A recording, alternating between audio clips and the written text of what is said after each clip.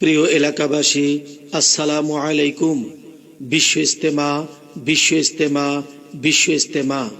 তালিমে ইসলাম মানিকগঞ্জ দরবার শরীফের পক্ষ হতে 3 দিনব্যাপী বিশ্ব ইজতেমা।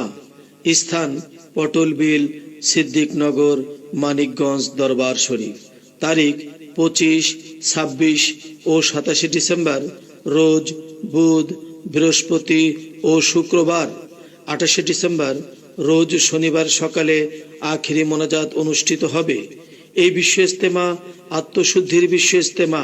এই বিশ্ব ইজতেমা এলমে শরীয়ত, তরিকত ও এলমে মারিফতের বিশ্ব ইজতেমা।